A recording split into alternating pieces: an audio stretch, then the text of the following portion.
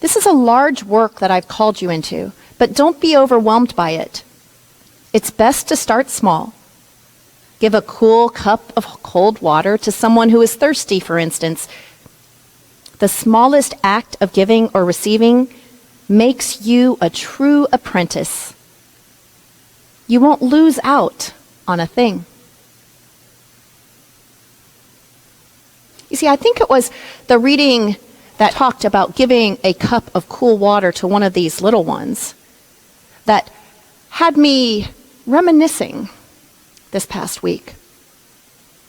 I believe it's that line that took me to a different time and place. To a time when I was 21 years old, when I began my first full-time teaching assignment. As many of us are, after learning new skills and receiving accreditation, I was filled with enthusiasm and couldn't wait to get started in my classroom. You see, I had babysat since I was 12. And I had taught Sunday school since I was around that same age. And even before that, my love of children found me oftentimes playing with the youngest of our neighbors or in our church nursery, helping with the little ones.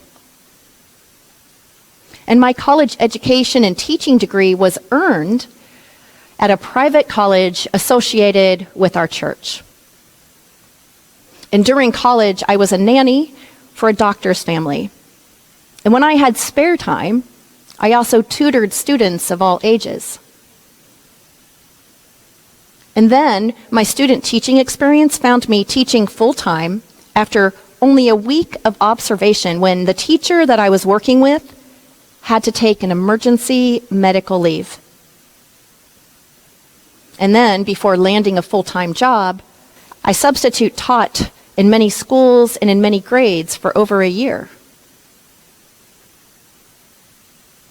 For all these reasons, when I started my teaching career in second grade in the inner city of Jacksonville, Florida, I felt as if I was ready for anything. And I dove in with confidence and commitment. However, it only took a couple of days before I was ready to toss in the towel and give it all up. Even after all of my experiences and education, I was not close to being prepared. The school setting that I found myself in was vastly different than any I had experienced. My students came from completely different backgrounds and had different needs than anything I had encountered before. You see, all my experiences up until then had been in country or suburban schools. Those schools had benefited from a lot of financial, community, and familial support. And the students who attended those schools, for the most part, for all intents and purposes, grew up in families and living situations pretty much like my own. So for a northern girl who grew up in a wealthier suburb teaching in an inner city school in the South, one that had limited resources, minimal community support, with students whose family system was, for the most part, in survival mode, opened a whole new world to me. Now, I believe it's important to share that I believed then, and I continue to believe now, that children are children, no matter what culture, class, or family situation that they've come from. And that each child has the same basic needs, abilities, and especially possibilities. But after just a few days in my classroom, and after utilizing all that I had learned and pulling from all of my previous experiences, I found that I couldn't reach my students. I didn't understand why they hadn't just fallen in line, eager to learn and willing to soak up the knowledge that I felt I had to offer them. Well, after regrouping and after a lot of prayer and discernment, I realized that I had been expecting my students to take a large leap to meet me where I was, when I hadn't made any effort at all to get to know them in a way that allowed me to meet them where they were. I had grouped my students into one tiny box, assuming that it didn't matter where the children were coming from or what the children had experienced in the past.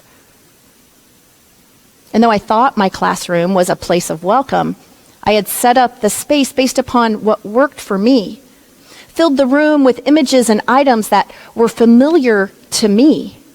And I brought a style and even a way of speaking that was foreign to most of my students.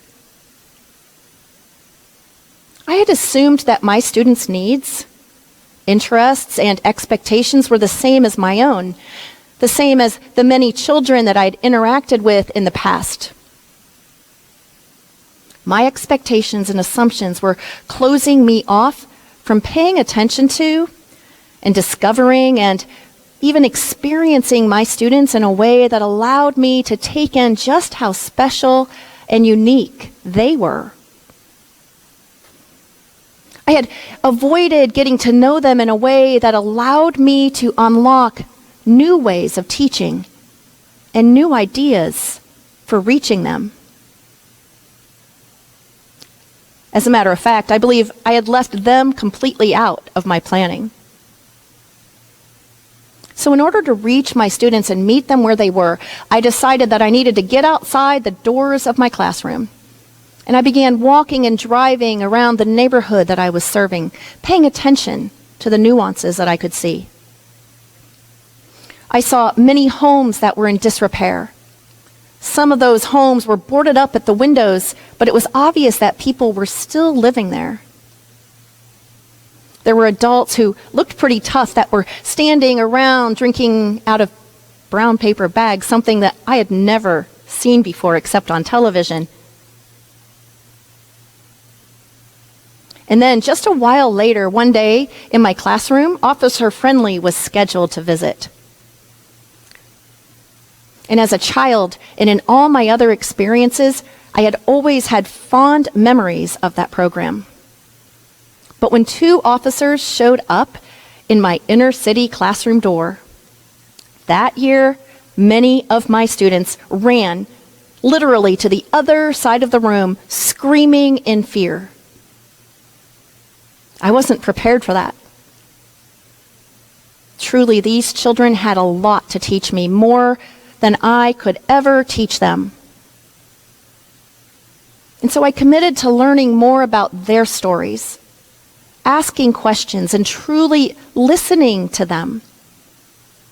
And I sought to meet them where they were without pity or judgment or condemnation, something that I often saw from peers at the same school. What I discovered was that their experiences, the experiences of my students and their families, their outlook, and their understanding of the world was vastly different than my own. To them, police wearing uniforms came into their neighborhoods and even their homes and took people away. Sometimes it was a mother or a father. Landlords who dressed all fancy and nice were people who could suddenly kick them out of their homes and throw all that their family owned to the curb, treating it as if it was rubbish. And teachers and administrators were people who didn't often take time to listen before yelling, and oftentimes used spanking with paddles as a way to get the point across, something that continues to be permissible in many states yet today. From the perspective of the little ones in my classroom, adults who held authority positions could easily cause them or their families harm and couldn't be trusted. So it made sense to me that these precious little ones wouldn't easily soak up something that came from an educated, middle-class white woman who didn't understand a thing about where they came from. So I switched my approach to seeing my teaching as a mission field. Now, with this approach, I sought to offer them something that would save them, or at least make their lives better. And this was a problematic understanding in itself because it was laced with judgment that skewed my way of understanding that my upbringing was better than theirs. And though it's hard for me to admit now, I even judged some of the parents as unworthy of having their children at all. I resented them for what I saw as lacking and broken in their children's lives. What I understood as a lack of support from their homes only reinforced my judgment that their families were to blame for their children's inability to soak up the teaching that I had to offer. And when students misbehaved or wouldn't do their work, I would send notes and make phone calls to try to inform the families to straighten things up. But after many phone calls went unanswered or led me to disconnected phone numbers, notes home went unanswered, or parent conferences went unattended, I decided that it was time for me to get out there and to knock on some of those doors, the doors that opened into their homes. Now, I hate to admit this, but my first intention with going to my students' homes came from the judgment that I felt, one that sought to straighten out not only the student, but also to get those parents and their families to take responsibility and to straighten out their lives as well. So at first, I headed out to make those house calls with this attitude of superiority. It was as if I thought that I could awaken or inspire them to the right way to live and raise their children. Of course, that way being my way. Once again, it didn't take long before I realized that the families and the students, they had much more to teach and offer to me than I could ever offer them. And it still humbles me to think about my egotistical, judgmental attitude when I knocked on that first door. And it humbles me further to remember the warmth, the acceptance, and the trust that greeted me there. Through the openness and the honesty of my students' families, I got to hear a bit about what it was like to live in generational poverty, in substandard housing, attending substandard schools, and working underpaying jobs that often led to nowhere. And I also heard stories about what it was like to grow up with darker skin, especially during those radical years of desegregation in the South. Being bused long distances, disconnecting the children from their families and from their homes. I got to hear stories about the taunting and the abuse that was endured from those who didn't want them there, and how it felt to be hated and blamed for being somewhere that they were being forced to be in the first place. Now, it's important to understand that these families weren't giving me excuses. Their stories, their lives poured out from their hearts because they loved their children and they wanted to do what was best for them. They genuinely wanted to help them. But to many of them, schools were places of intimidation, unwelcome, failure, and hostility. Even considering entering into the doors of a building where their children went to school often brought overwhelming fear and anxiety. It continues to amaze me that even though I represented something that caused them so much trauma, how easily it was for me to gain their trust, and how eventually I was invited into their lives more fully with invitations to birthday parties and other family and neighborhood celebrations. However, it's important to remember at this point, I continued to maintain this attitude and understanding that I was somehow better than the students and their families. But one day changed all that. I accepted an invitation for my fiance, Lee, many of you know them now as my husband, and I to attend a birthday party for an uncle of one of my students. The invitation had come out of a heart of generosity from a trust extended to somebody who may be different, but out of the spirit of welcome to their nephew's teacher. And when we arrived, we were greeted proudly by my enthusiastic student who couldn't wait for us to meet more members of his family. And everyone we met was so friendly, so hospitable. And we were treated as if we belonged there, as if we were just another part of their family. And there were some who were carrying their drinks in brown paper bags, but this no longer shocked or surprised me. We were even offered drinks with the optional brown paper bag. And not to be rude, Lee accepted one, and looking inside that bag, it contained a big Colt 45. And then, one of the adult members of the family proudly led us over to an old metal wash tub. And this old metal wash tub was filled with water. And it was placed over top of a burning fire pit that had been burning most of the day. And floating in that water, I could see corn on the cob, sausages and shrimp, white potatoes, and a few other vegetables.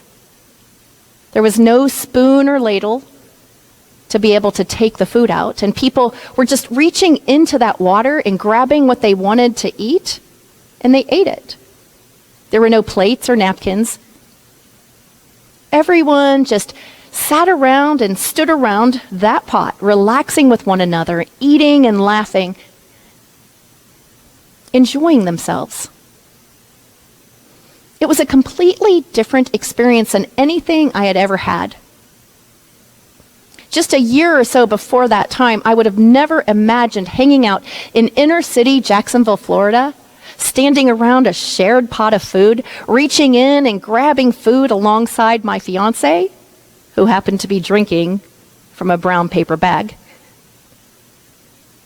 But there I was, completely comfortable and relaxed, laughing and enjoying myself with my newfound friends.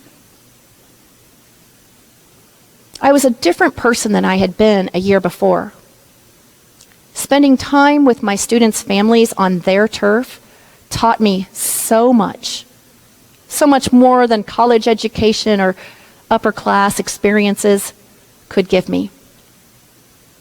These were people who indeed had a very different life experience, and they lived different lives than I did, but their lives were just as important and just as valuable and just as special, if not more so, than my own. They didn't want my pity, and they didn't deserve my judgment, and they certainly didn't need saved from their lives. They simply wanted me to meet them there and to get to know them as they were without having to put on false appearances in order to be appreciated or respected.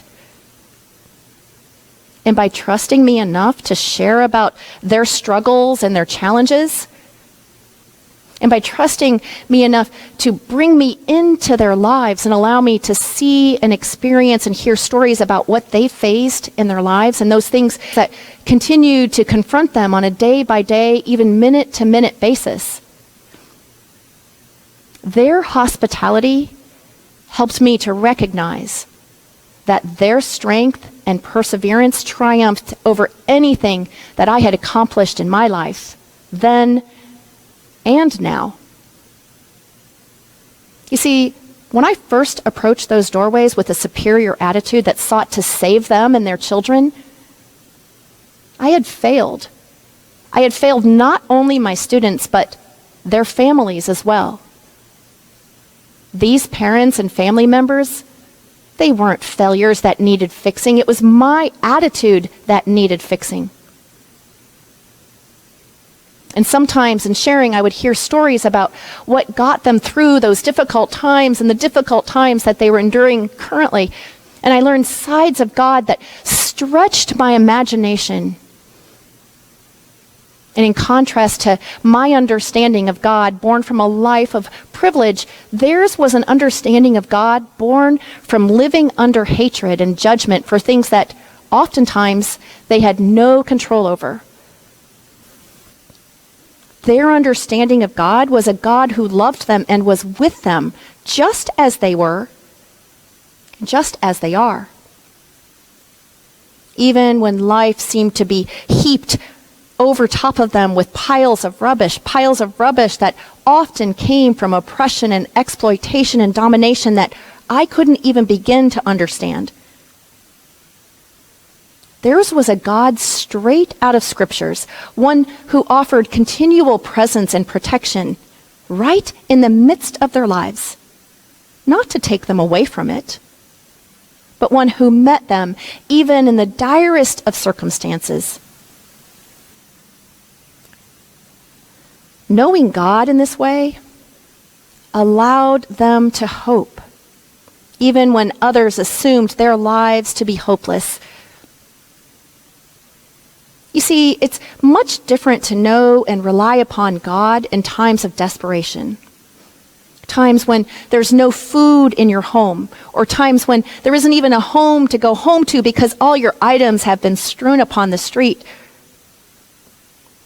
Times when the world seems to be set against you through no cause of your own.